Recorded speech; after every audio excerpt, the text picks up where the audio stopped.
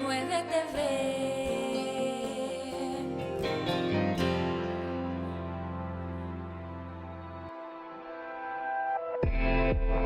Hablemos. Voces especializadas en ciencias sociales y humanidades. Historia, antropología, literatura, estudios políticos e internacionales, agua y sociedad. Divulguemos la ciencia. Hablemos. ¿Qué tal? ¿Cómo están? Bienvenidos a este espacio del Colegio de San Luis. Nos da mucho gusto que nos estén acompañando en este espacio de televisión en donde, pues tratamos de acercar la información que se está generando, que se está trabajando, que se está desarrollando desde este espacio de investigación en ciencias sociales y humanidades. Y hoy tenemos como invitada a la doctora Claudia Rocha, a quien saludamos porque ella ha trabajado varios temas, varios proyectos, ya tiene varias publicaciones en torno a pueblos indígenas y como ustedes saben, pues en este mes de agosto estamos dedicándolo en su mayor parte a generar materiales que tienen que ver justamente con los pueblos indígenas.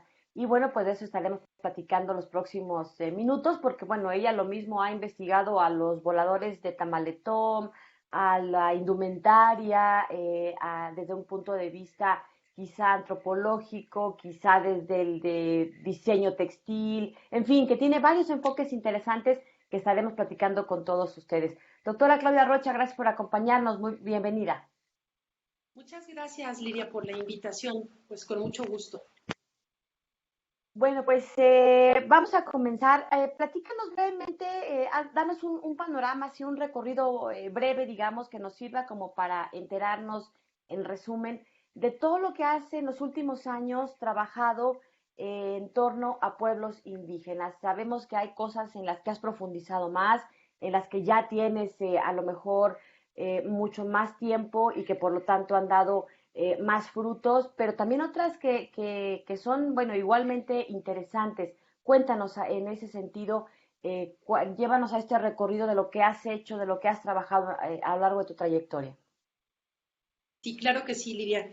Mira, mi interés empieza desde que realizo el posgrado, que es interesante como tú lo mencionas también, ¿no? Desde la perspectiva antropológica, digamos, la parte de la historia cultural, cómo emprendo yo mis investigaciones y es porque, y desde la historia del arte, que es mi posgrado en historia del arte, tanto la maestría como el doctorado, y desde ahí yo definí un tema y una región de estudio y fue la Huasteca Potosina y además emprender la investigación sobre la historia de la vestimenta de las mujeres, principalmente las mujeres del pueblo Tenec en la Huasteca del estado de San Luis Potosí.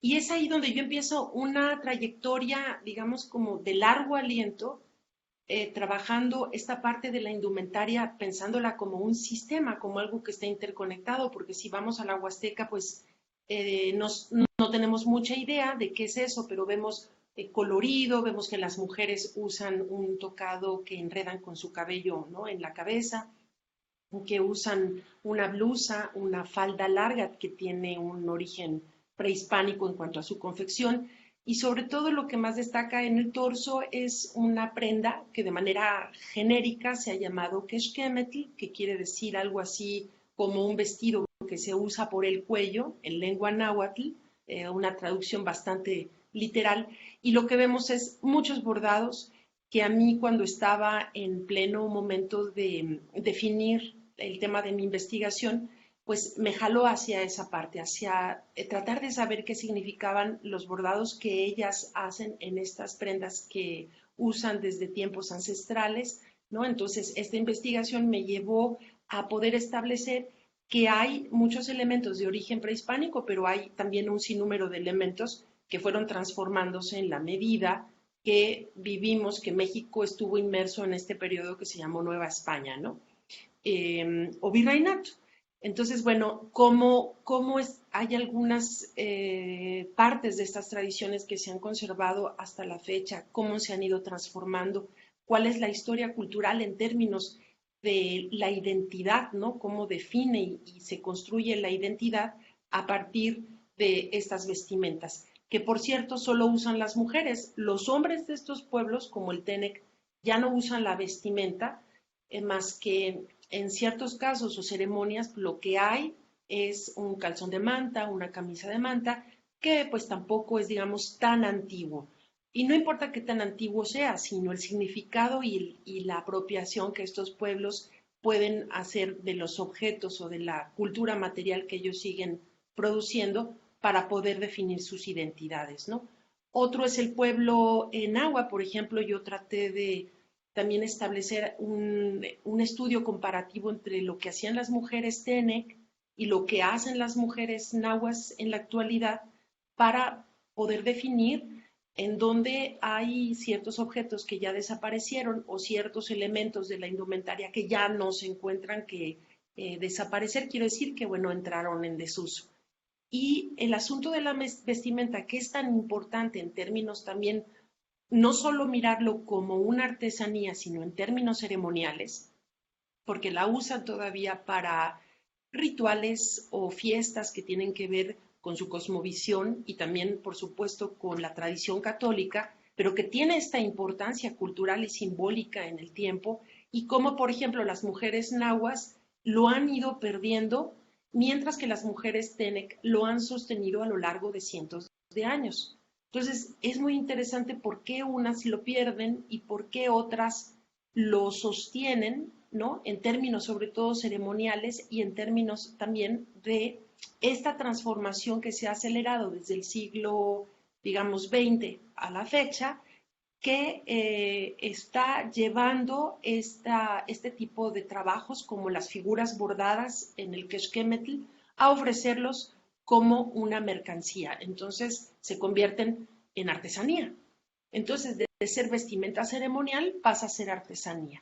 Y la artesanía empieza a despojarse de este contexto ritual y empieza a ofertarse a un público que desconoce, ¿no?, el origen, el trabajo que se dedica para elaborar este tipo de prendas. Entonces entra un mercado turístico, digamos, y se empieza a transformar en otra cosa que ya no era en un sentido, digamos, de tradición y vinculación con un contexto ritual, ceremonial o sagrado. Entonces, establezco estas dos relaciones, este contacto con las mujeres nahuas, con las mujeres Tenec, principalmente. Y en ese sentido, Lidia, me gustaría comentar que San Luis Potosí es un estado que tiene un importante porcentaje de población indígena en cuanto a lo que se refiere al pueblo náhuatl y al pueblo Tenec. También hay Pames o Xioy en el estado de San Luis, pero ellos están entre la zona media y la Huasteca Potosina, ¿no? Bueno, la Huasteca del estado. Es un pueblo que, bueno, está haciendo, se está disminuyendo, está perdiendo además tradiciones en relación a los nahuas y los Tenec, pues es un pueblo que tiene menor proporción, ¿no? Pero es importante que la región huasteca, que sepamos que es ahí donde se concentran los pueblos indígenas del estado. Entonces, hay mucho trabajo que hacer, mucha investigación sobre su historia, sus tradiciones, en la actualidad sobre las memorias colectivas, los patrimonios y una serie de cuestiones que es necesario seguir estudiando para que entender por qué se transforman o por qué desaparecen también, o cómo poder contribuir eventualmente para reactivar ciertas prácticas. Doctora Claudia Rocha, también has trabajado otro tema que tiene que ver con una historia, es una de tus publicaciones, de hecho, una historia de sol y viento, la danza del volador Tenec en la Huasteca Potosina, entre lo sagrado, lo prohibido y las declaratorias de patrimonio. Aquí, digo, a reserva de platicar un poquito más adelante algunos otros detalles, me gustaría que nos platicaras cuál fue la importancia, por qué te involucraste en este proyecto, porque entiendo incluso que el Colegio de San Luis, a través de ti y otros investigadores, estuvieron acompañando a la población Tenec, a un grupo de pobladores Tenec, para hacer una gestión frente al Congreso del Estado y obtener una declaratoria de reconocimiento de patrimonio. ¿Por qué voltear a ver hacia este aspecto? Nos queda un minutito, no sé si quieras responderlo de una vez o mejor lo dejamos para regresando de la pausa. Nos quedan 2 minutos si nos quieres ahí platicar un poco y si se queda medias, pues retomamos después de la pausa. Cuéntanos sobre este asunto de la danza del volador Tenek. Sí, claro. Digamos que esta es mi segunda investigación más importante porque yo la propuse para hacer un postdoctorado aquí en el colegio, la investigación que tenía que ver con los voladores de Tamaletón. Y aquí hay algo muy importante, bueno, una serie de asuntos que sí hay que señalar y que hay que tratar como de poner frente a las cámaras o frente a los reflectores para mostrar esta otra tradición, ¿no? Digamos, o práctica ancestral de la Huasteca potosina, en relación a otras prácticas también que se dieron en lo que se conocía como Mesoamérica, ¿no? O sea, en Mesoamérica hubo esta práctica del ritual del volador, hay que verlo así como un ritual que tiene que ver con la fertilidad, ¿no? Siempre todos estos rituales y prácticas sagradas de los pueblos indígenas están íntimamente ligadas con los recursos naturales, digamos, que bueno, pues ellos los encuentran y los han visto como entidades animadas, ¿no? Entonces, esta relación con lo natural es muy importante en la fertilidad de los pueblos desde la antigüedad hasta momentos actuales. Y que en San Luis Potosí existe esta práctica desde hace cientos de años, pero no estaba visibilizada, Lidia. Entonces siempre hemos hablado en la historia y en todo momento de la cultura mexicana actual de los voladores de Papantla. Ellos están más visibilizados porque han tenido muchas más posibilidades de movilidad también y de organización en cuanto a uno de los grupos que ha recibido apoyo dentro de lo que se considera este proyecto internacional Cumbre Tajín en Papantla, en Veracruz, y son los totonacos, este grupo indígena, los totonacos, los que impulsan esta práctica e involucran a los demás de México y de Guatemala y trataron de involucrar a los de Nicaragua.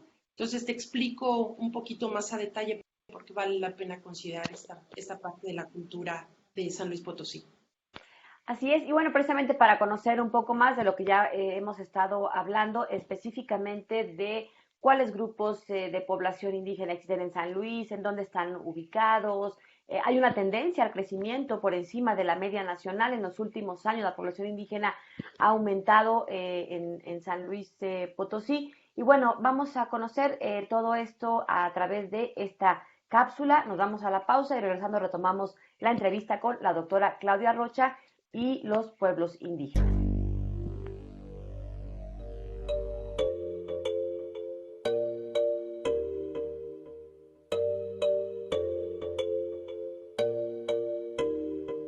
Los textiles en las comunidades indígenas juegan varios roles y tienen funciones sociales, culturales y económicas.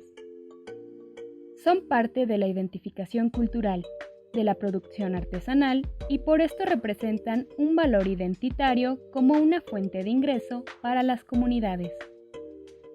Existe una transformación dentro del uso de estas vestimentas, ya que en la actualidad han ido desapareciendo ciertos aspectos dentro de los rituales y ceremonias en ciertos pueblos indígenas. Esto debido a la apertura comercial y la introducción de la ropa maquilada en todos los sectores del país, donde las generaciones jóvenes han comenzado a desinteresarse por el uso y manufactura de los textiles ceremoniales.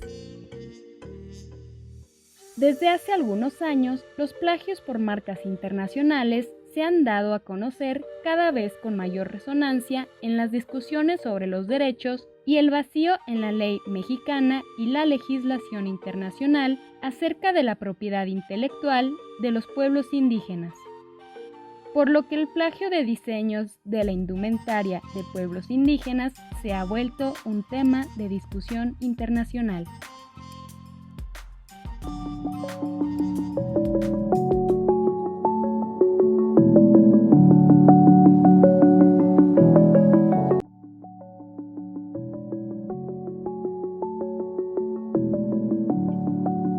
Bien, estamos de regreso, vamos a seguir platicando. Recuerde que en este mes de agosto estamos dedicando varios de nuestros contenidos, no solo en el programa de televisión, sino también a través de redes sociales, a los pueblos indígenas. Estamos en este mes de agosto, el 9 de agosto particularmente, se conmemoró el Día Internacional de los Pueblos Indígenas. La misma Organización de las Naciones Unidas ha propuesto esta fecha desde hace ya algún tiempo para recuperar, para voltear a ver la riqueza, la historia cultural que ya nos decía nuestra invitada, el patrimonio que representan. Doctora Claudia Rocha, precisamente quería preguntarte sobre cuál es la importancia, tú ya nos mencionabas antes de irnos a la pausa, sobre el trabajo que ha realizado con los voladores de Tamaletón, pero de manera particular me gustaría preguntarte, ¿cuál es la importancia de conocer y la importancia de esta historia cultural o de este patrimonio que representan? ¿Por qué son tan importantes? A lo mejor a ciertas generaciones o a ciertos círculos de población todavía no nos cae el 20 de por qué es importante conocer, rescatar, mantener, recuperar todo este tipo de riqueza que tenemos en nuestros pueblos indígenas.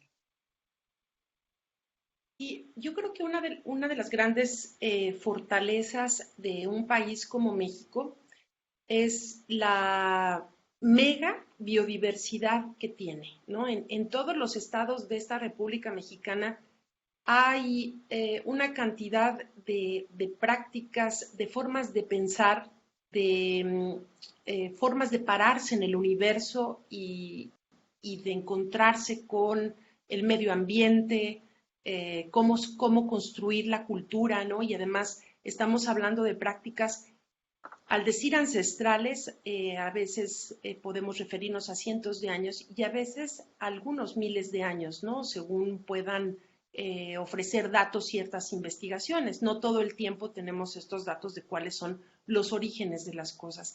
El asunto es que sabemos que hay estas prácticas de hace mucho tiempo y hay personas, hay grupos y muchos grupos indígenas, otros también mestizos, que siguen creyendo en formas particulares de vincularse con el universo, ¿no?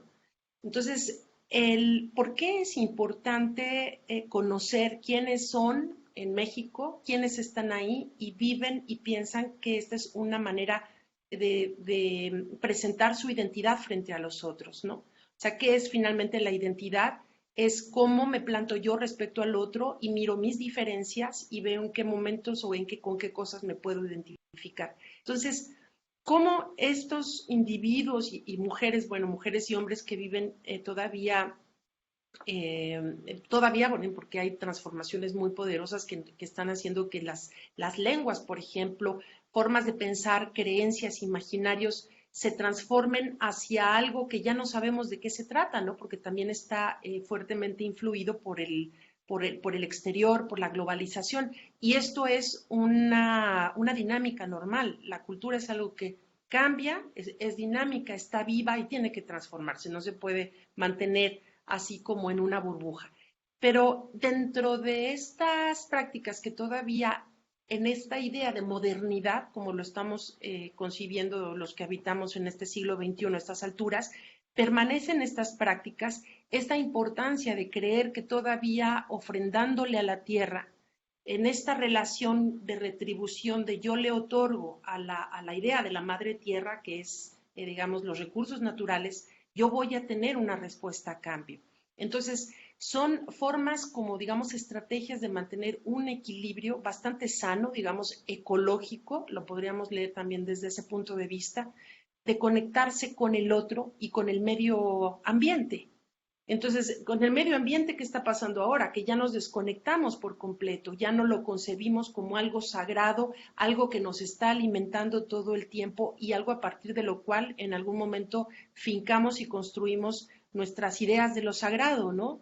De lo que no se puede explicar, pero ahí está y me da vida y sentido en este momento. Entonces, sí. Perdón, una de tus publicaciones que ya mencionábamos al principio, Una historia del sol y viento, la danza del volador Tenec en la Huasteca Potosina, entre lo sagrado, lo prohibido y las declaratorias de patrimonio. En esto último, me gustaría que nos platicaras las declaratorias de patrimonio, de qué manera se involucraron, en qué consistió y para qué sirvió. Sí, entonces, bueno, al meterme yo a la investigación con los voladores de Tamaletón, ¿no? A tratar de ver por qué es importante para ellos y generar conocimiento en cuanto a esto, para que los demás también, la sociedad, conozca, y en el momento en que ya conocemos, bueno, pues ya no podemos incurrir en ciertas prácticas de discriminación, digamos, ¿no? O de prácticas de incluso, bueno, de racismo que todavía tenemos mucho en las sociedades actuales.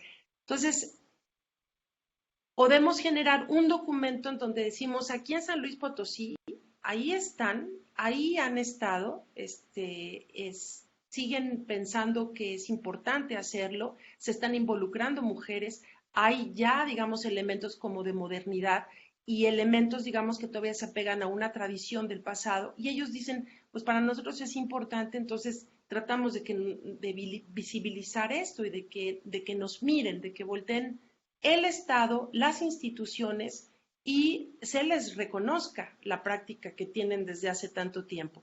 Entonces entran, digamos, a esta lista representativa de patrimonio, de las declaratorias de patrimonio de cultura inmaterial, propuesta desde la UNESCO, y desde el 2018 existe un documento, un expediente técnico que te decía hace un momento, impulsa el estado de Veracruz con el pueblo totonaco para involucrar la danza del volador de los totonacos y de los otros tantos que están activos todavía en México. Y unos son los de Tamaletón, por supuesto que hay Hidalgo, en Michoacán, hay en Puebla, ¿no? En Cuetzalan siguen volando, hay en Guatemala y hay en Nicaragua. Los de Nicaragua parece ser que están prácticamente, medio ya perdida la práctica, porque bueno, tampoco han tenido mucho apoyo de las instituciones, y para esto se requiere esto, generar conocimiento y el apoyo de las instituciones. Entonces, cuando se empuja una declaratoria es un proceso muy interesante, porque se puede hacer desde un escritorio de un funcionario y decir, en mi estado yo propongo que esto sea, o un diputado, que esto sea declarado patrimonio. Pero aquí el proceso fue muy interesante porque se involucró el maestro Agustín Ávila en una consulta en la cual trabajaron directamente los TENEC para poder diseñar un documento conforme a sus necesidades, de cuáles son aquellos elementos que son necesarios para destacarse y ser declarados patrimonio del Estado.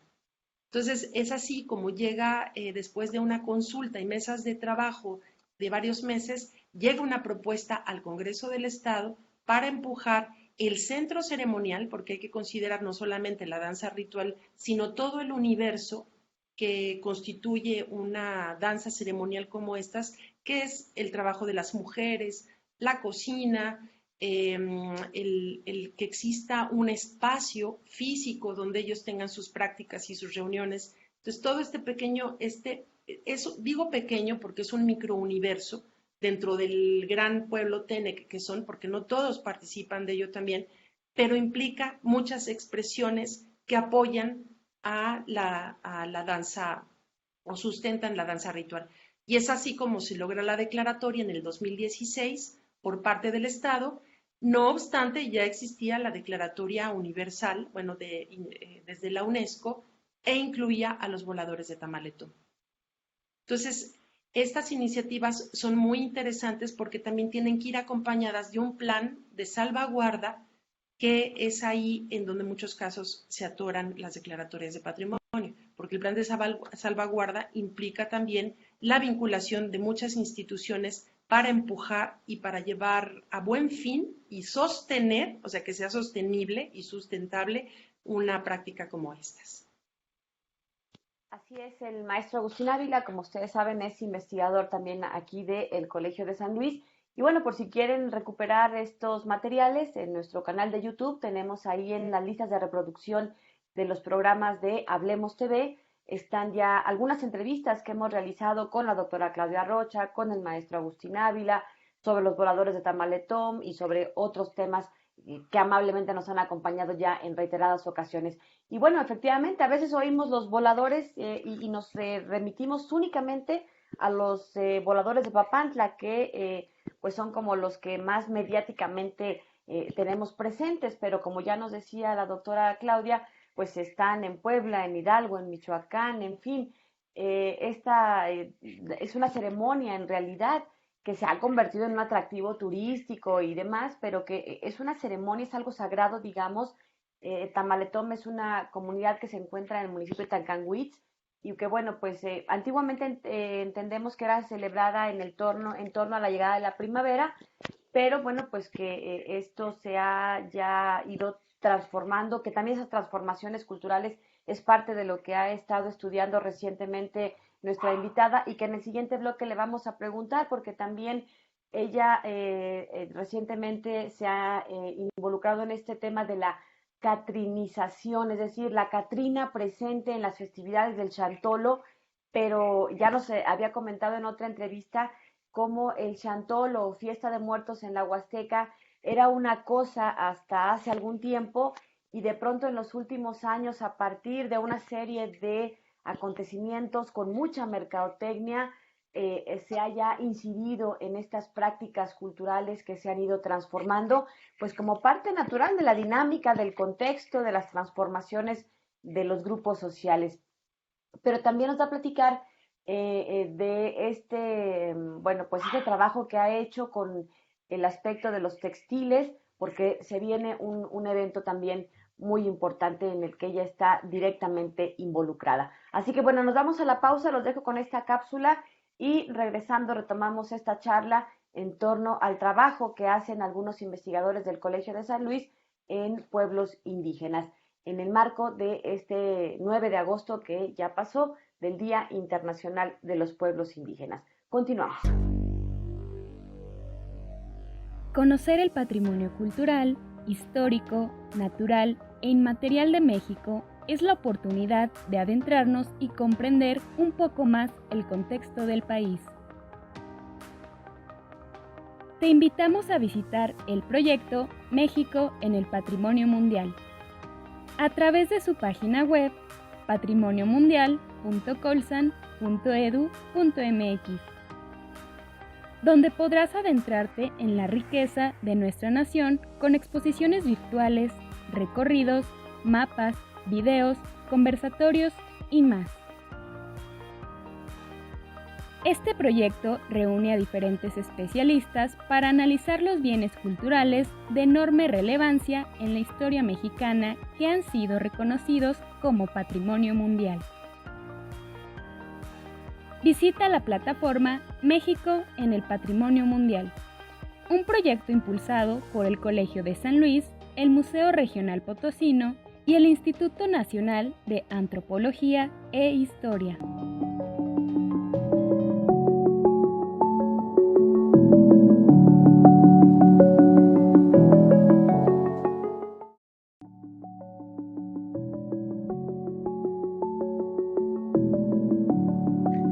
Estamos de regreso. Doctora Claudia Rocha, platícanos en torno a este tema de los pueblos indígenas que estamos hablando el día de hoy.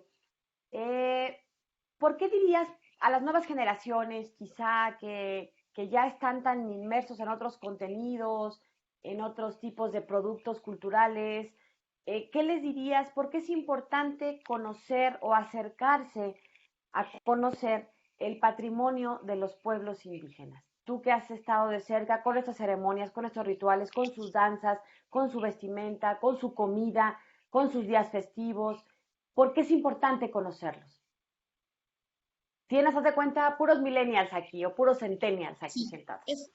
Es una excelente pregunta y porque recientemente trabajé con muchachos muy jóvenes de la Huasteca y no tenían mucha idea de lo que estaba ocurriendo a su alrededor, digamos, en su entorno y más inmediato. Entonces, imagínate, Lidia, cuando trabajamos con jóvenes de licenciatura o de maestría que no conocen el Estado, que no han ido a la Huasteca, porque me ocurre con frecuencia, es más fácil que los manden a Estados Unidos o a conocer el sur de Estados Unidos para ir de compras, ¿no? O un viaje al extranjero cuando tienen esta oportunidad, que conocer lo propio. Entonces, es muy curioso porque nos llenamos la boca diciendo que México es un país megadiverso y nuestras riquezas culturales, pero que en el fondo conservamos como si fueran un asunto de adorno. Me lo pongo y me lo quito según sea conveniente. Entonces, ¿por qué decirle a estos jóvenes que hay una raíz mucho más profunda que tiene que ver con las identidades y con las formas de estar en este mundo y que empieza por su propio estado? El ser pluricultural, plurilingüe, por ejemplo, ¿no? ¿Por qué la importancia de que las lenguas indígenas no sean dialectos, sino sean idiomas y lenguas en sí mismas? Porque se escriben, porque se hablan y porque se están perdiendo. Entonces, cuando, por ejemplo, una lengua que es una de las expresiones más poderosas de una identidad, o sea, de un pueblo, en el caso que nos ocupa de los pueblos indígenas, hay un poeta italiano, y no me acuerdo su nombre, hace mucho tiempo lo leí, pero lo dicen muchos otros, y es: cuando se pierde una lengua indígena, se pierde una cosmovisión, o sea, se pierde una forma de estar en el mundo, se pierde una parte de la riqueza que tenemos todas y todos en este gran universo que se llama, o este planeta que se llama Tierra. Pero en México, en concreto, no entendemos, no terminamos de conocer quiénes viven en nuestro propio país. Por ejemplo, Lidia, la Huasteca Potosina, que está siendo tan promovida turísticamente en la última administración, o sea, en los últimos años, el peso, digamos, de la promoción turística ha recaído en la región huasteca. ¿Qué es lo que se promueve? La belleza de los ríos, las bellezas naturales de las cascadas, enormes pozas donde ir a aventarse unos clavados o donde aventarse por una tirolesa. Muy bien. Y los que viven ahí, las que viven ahí desde hace cientos de años, ¿y esos en qué momento los tomamos en cuenta? Entonces, tiene que ver con un diseño de país que también los jóvenes tengan un poquito más de información, y no solamente los jóvenes millennials, sino los adultos que ya pasaron estas generaciones y que siguen enormemente desinformados. Entonces, si vamos a promover a nuestro país y en particular a nuestro estado, hay que saber qué historia tiene. No nada más mencionar que tenemos una historia muy lejana y que tenemos unas tradiciones muy ricas y una gastronomía y unos trajes que decimos a veces típicos, ¿no? Entonces, folclorizamos todo este asunto de la cultura y dejamos de verla como un proceso permanente de vida. Ahí está el asunto de por qué los jóvenes tienen que enterarse de en dónde viven, en dónde están parados.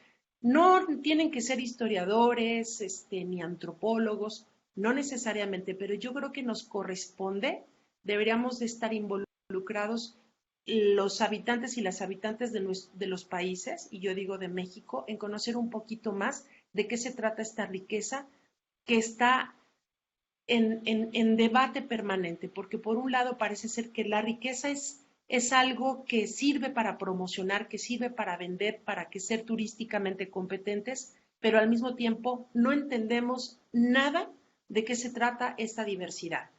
Entonces sí es importante que los jóvenes conozcan un poquito de su país para recorrerlo, ¿no? Interesarse por ir a la Huasteca. Los que viven en la ciudad, por ejemplo, pues que conozcan la Huasteca, pero que si van a aventarse de una tirolesa, también sepan quiénes viven ahí y qué otras formas de vida hay en un país tan extenso. Entonces, así es importante entender la cultura como un proceso y no como un adorno que te pones y te quitas, como si fuera un collar o como si fuera un vestido. Cierto, creo que la importancia está en justamente conocerlo, conocer ese patrimonio, saber que es una riqueza para respetarlo y para preservarlo, porque en esa medida nos estamos respetando y preservando a nosotros mismos como sociedad, como cultura, como Así grupos. Doctora Claudia Rocha, platícanos sobre, bueno, recientemente hemos visto involucrar el proyecto de Casa Colsan Gilitla Ixba. Hace algunos meses tuvieron, de hecho, un conversatorio que tú encabezaste en Gilitla, en donde reuniste a algunas mujeres indígenas que te hablaban precisamente de este trabajo cotidiano que realizan en torno a la vestimenta o a las artesanías, en fin, que tu trabajo ha sido cercano sobre los textiles y que, bueno, ha derivado ya en otros proyectos más grandes. Perdón, pero bueno, platícanos sobre este conversatorio que tuviste y tu trabajo, ¿qué estás haciendo en este proyecto de Casa Colsan Gilitla Ixpa? Sí, Bueno, Casa Colsan se funda en marzo de este año con la intención de poder desarrollar desde este lugar de la Huasteca, que es el municipio de Gilitla, muy al oriente de la región huasteca del estado, eh, digamos, una idea o un propósito de descentralizar las actividades del Colegio de San Luis y ubicarse ya en una área específica, una región específica que, más bien, área que sería el municipio de Gilitla, que puede funcionar como una suerte de bisagra o de centro articulador hacia el resto de la Huasteca, que no nada más hablo de la de San Luis Potosí, sino de la Huasteca, la gran región huasteca que ocupamos 6 estados y las culturas del Golfo. Entonces, estamos tratando de tejer una serie de redes con otras instituciones que permitan el desarrollo de investigaciones multidisciplinarias, interinstitucionales, que tengan que ver con el pasado y el presente de las huastecas y la región del Golfo. No me gusta decir huastecas, prefiero decir huasteca como la gran región. Y en este intento de articulación, Lidia, este ejercicio que tú mencionas que se llevó a cabo junto con la Secretaría de Cultura del Estado, que fue actividades distintas, pero hubo este conversatorio, que fue, muy interesante porque se invitó a mujeres nahuas y tenec a discutir entre ellas, platicar cuáles han sido sus experiencias en cuanto a la conservación de esta práctica. Vamos a dirigirnos nada más al asunto del bordado, ya no del diseño de toda la vestimenta ceremonial, sino del bordado como una expresión de estos pueblos, de las prácticas de las mujeres principalmente, y para intercambiar ideas de cómo algunas habían logrado, por ejemplo, una mujer que mencionaba que tenía un taller y que empieza ya a manejarse en redes, a difundir su trabajo, a colocarlo a través de las redes, ¿no? Y las mujeres nahuas tratando de conocer estas experiencias, porque aquí lo que podemos observar es que hay una pérdida mayor, digamos, en cuanto a la práctica del bordado por parte de las mujeres nahuas. ¿Por qué? No lo sabemos, pero aquí es importante que también se haga investigación para poder decir por qué dos pueblos que conviven geográficamente en la misma región y han compartido a lo largo de la historia estas prácticas, ¿no? Las mujeres en este caso, y unas lo están perdiendo más rápido que otras, que es el bordado de estas maravillosas figuras que ponen en las prendas que ellas venden. Entonces, sí hubo un intercambio de ideas, de experiencias, de posibilidades, de cómo empujar, ¿no? Por qué la experiencia de una puede servirle a otra, cómo replicar estos modelos, y para esto fue este conversatorio. Entonces, de este conversatorio, pues lo que hacemos, digamos, de lo local a lo regional, te puedo comentar también que desde el año pasado empezamos a organizar un encuentro de textiles de las Américas, impulsado desde el Colegio de San Luis, que fue invitando a otras instituciones a participar en un encuentro pues internacional de las Américas para poder saber cómo están las actividades de las mujeres en otras partes del continente y poder hacer intercambios y tener este tipo de encuentros y poder lograr que este proyecto se coloque de una manera permanente.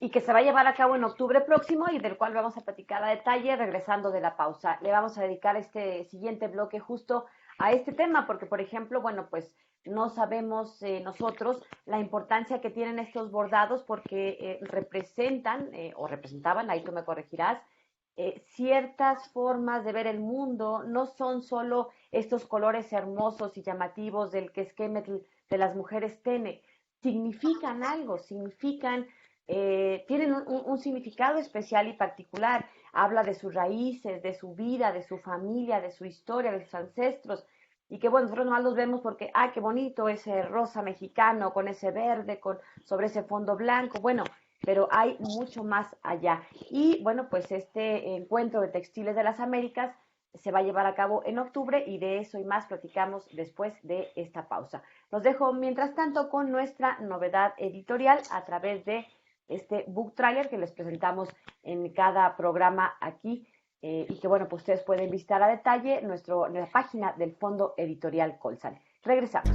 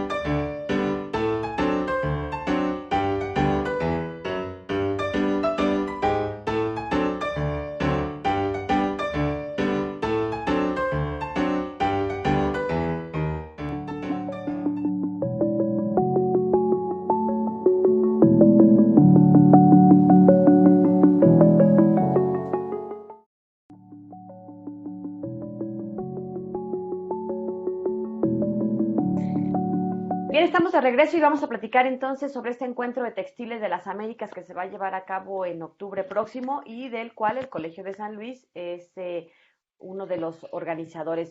Platícanos, doctora Claudia Rocha, ¿cuál es el objetivo de este encuentro Textiles de las Américas?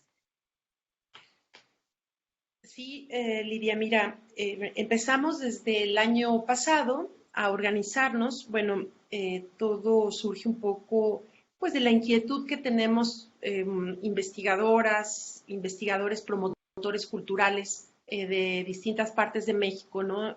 Hay gente que es verdaderamente o está verdaderamente especializada en asuntos de los textiles, ¿no?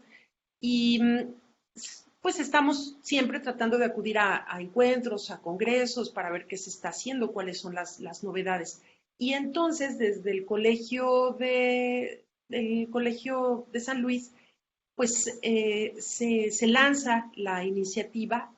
Ya habíamos tenido un primer encuentro en el 2019, un encuentro a donde llegó mucha gente del país, y la idea ahora fue abrirlo a las Américas.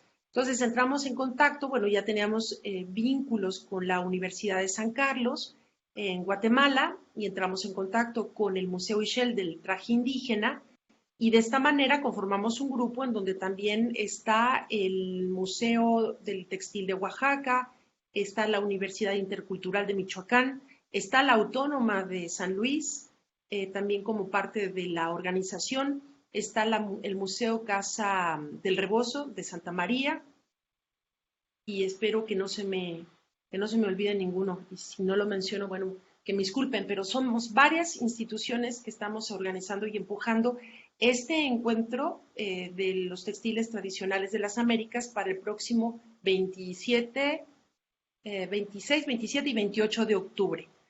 Nos vamos a reunir por el asunto de la pandemia. Bueno, pues sí va a ser, digamos, un formato híbrido, pero la idea es que están participando, se abrió una convocatoria y están participando, bueno, estudiosos y personas interesadas en los textiles tradicionales de distintas partes de América. Entonces, bueno, por supuesto está representado Chile, está Guatemala, por supuesto México, Bolivia, Perú, Ecuador, Colombia. Entonces son varios países que atendieron a este llamado con la intención de saber cómo están, o sea, cuál es el estado, cómo podemos tomar, digamos, el pulso de estas tradiciones, cuáles son los conflictos principales, ¿no? Uno de los conflictos que vemos, por ejemplo, en Guatemala y de manera no muy reciente en México, pero pues desde hace 2 años está retomándose este pendiente de los plagios, ¿no? Los plagios de las figuras, de las iconografías de los textiles tradicionales, cómo se regula esto, ¿no? Guatemala es un país que está ahorita seriamente afectado y este es un tema que hemos visto que en las propuestas que han llegado de las personas que van a participar en las ponencias, hay un tema recurrente que es el asunto del plagio, ¿no? Y cómo están participando en este plagio O sea, cuáles son las tipologías del plagio, porque no lo hemos establecido, desde una gran firma internacional hasta lo local, como también puede ser que tu comunidad vecina también te está plagiando o copiando, o como dicen, que préstamos culturales a veces. Bueno, pues en qué momento podemos decir que se llama un préstamo cultural, se llama plagio, y además cómo se puede mercar con eso, ¿no? O sea, que el nivel de negocio que se puede hacer también, ¿no? Con este tipo de apropiaciones, que yo digo que esto de apropiación es un eufemismo, ¿no? Yo Y decía, perdón que te interrumpa, que tiene un simbolismo y un significado muy importante estos bordados. ¿Nos puedes dar una probadita? Digo, sé que es un tema muy extenso, pero sí, ¿qué significa? sí, bueno, imagínate, pues hay múltiples significados, porque con Guatemala estábamos hablando en algún momento sobre las temáticas importantes, y había una que planteaba una investigadora de Guatemala y que decía la importancia de las aves. Entonces, ¿cómo es que en los textiles de las Américas en general y en otras partes del mundo encontramos aves? Y cómo las aves son tan importantes para en las mitologías, en la tradición oral de los pueblos indígenas, porque te remiten a aspectos simbólicos como el origen mismo de ciertos pueblos. En la Huasteca, aquí en la Huasteca Potosina, las aves están vinculadas al dios Vipac, que es el dios del sol, porque bueno, pues son habitantes de lo diurno, ¿no? Del día. Entonces las aves están ligadas a esta deidad, que tienen que ver con el sol, tienen que ver también con la fertilidad, tienen que ver con los alimentos, con el maíz mismo. Entonces, como una pequeña ave que tú ves representada en un bordado puede tener múltiples significados que están, digamos, que impactan o están representados en la historia de estos pueblos. Eso es por decirte alguno, porque también están las estrellas que representan los rumbos del universo, o a una de las deidades también muy importantes, que es el Mushi, que es el dios del mar, que es el gran abuelo de los abuelos, y cómo todavía encuentras estas referencias de estos abuelos ancestrales en los bordados que hacen las mujeres en las comunidades, las Tenec y las Nahuas.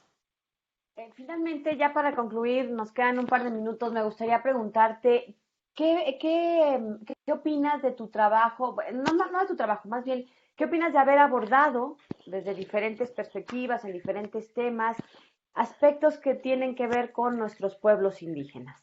¿Por qué ha sido importante para ti? ¿Cuál crees que ha sido uno de los principales impactos? ¿Qué te ha dejado trabajar estos temas? Y gracias, Lidia.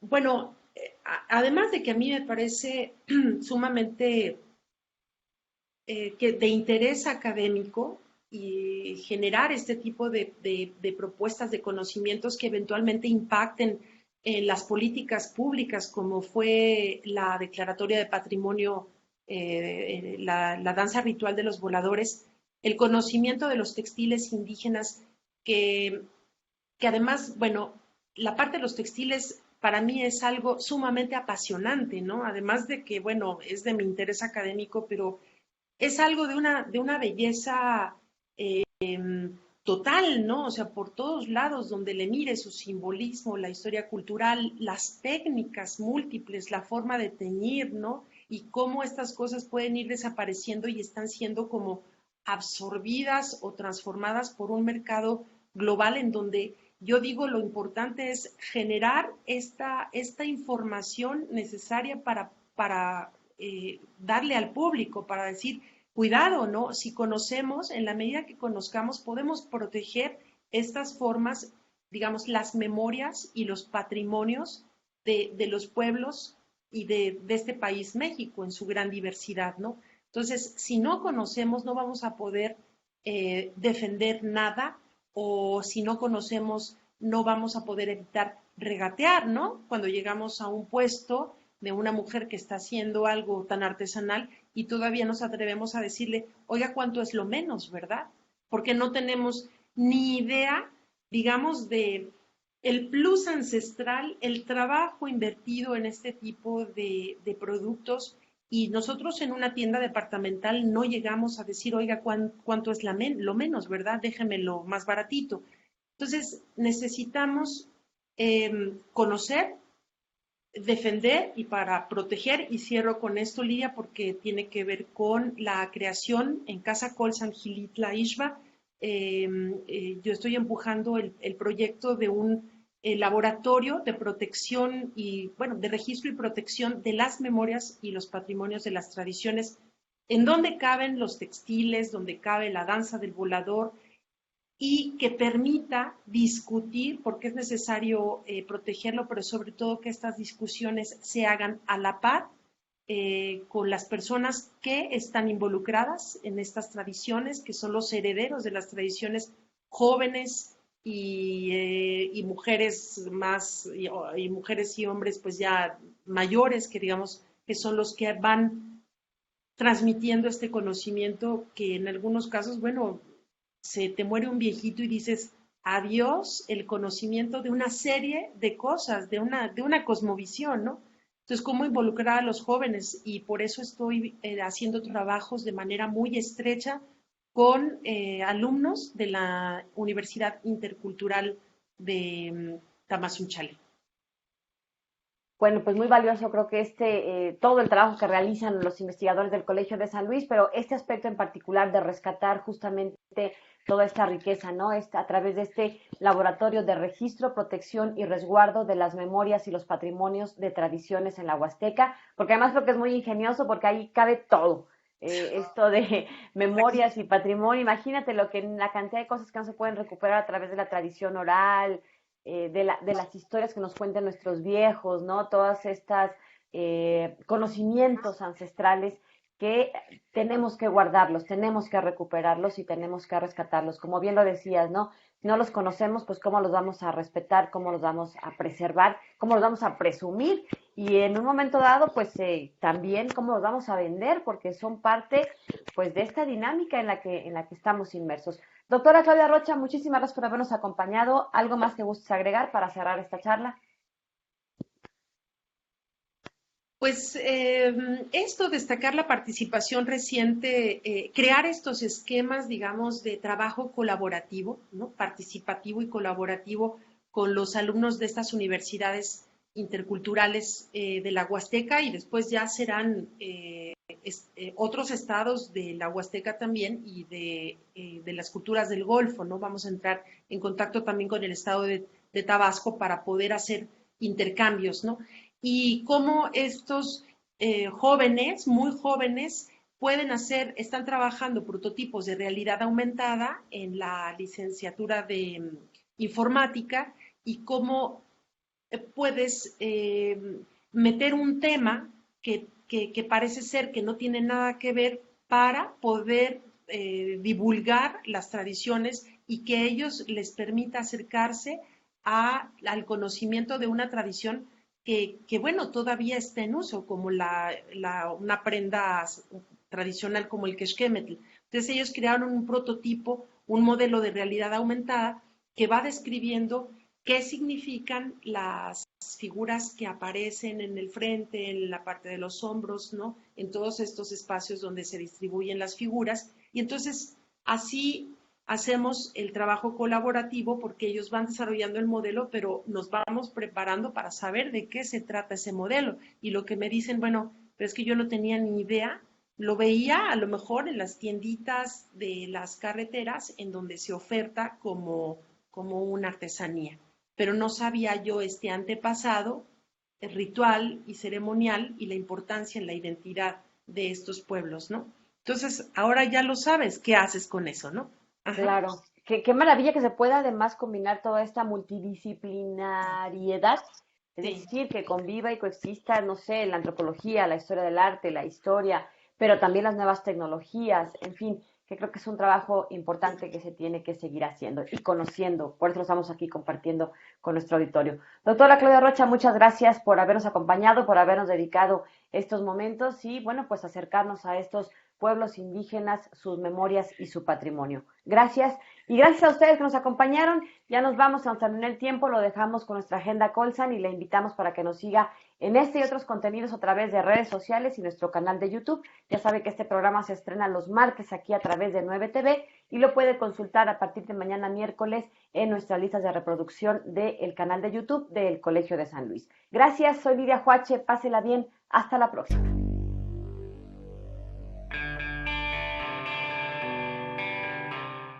El Colegio de San Luis te invita a las actividades académicas que se llevarán a cabo durante los próximos días.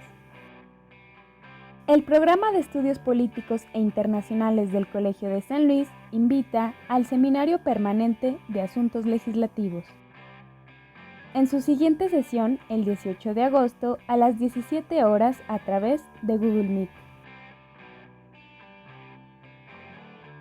Se realizará la quinta sesión del seminario Historia de la Guerrilla en México, con el profesor invitado Dr. Ariel Rodríguez Curi, el 23 de agosto a las 17 horas a través de Blue Jeans.